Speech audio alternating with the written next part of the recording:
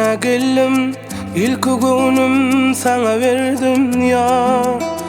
Bağlasaydım özüm, sana düştüm, seni sevdim. Bu duyguyu seni duydum ya canım. Aydırdın gözlerime bakıp, koyup gitmey meni yakıp yar diyen sözler senin. Özgü bilen durmuş kurdun, sevgimizi sen öldürdün.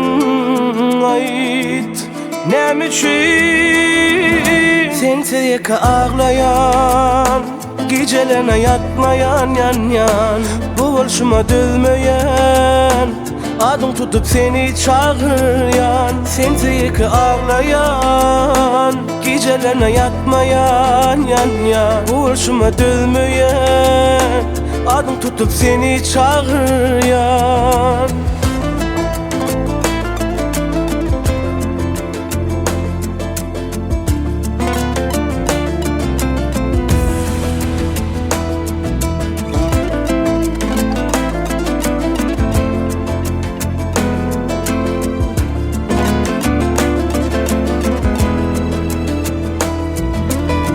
Söz verdin bolorun senki, acel yeteyse yerinki yar.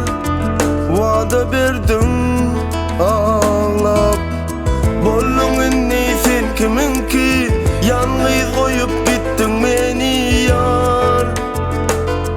Kıynap oturun men gözüm yaşlı, yüreğin ya senin daş mı ait?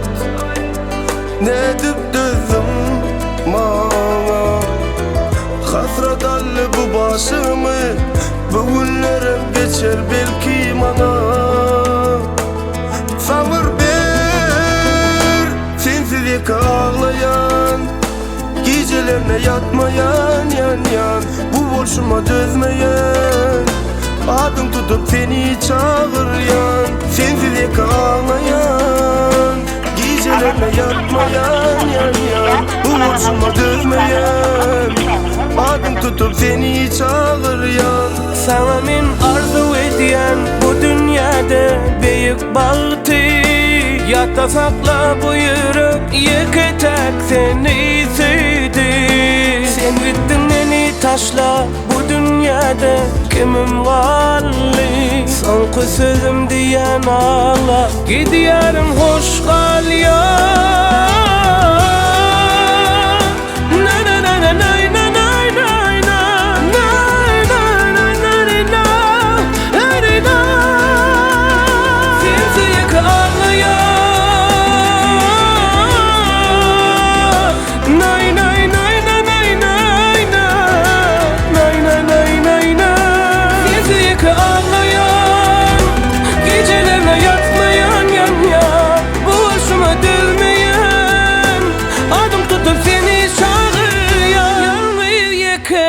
Bize vaat nakot kal. Ağlayan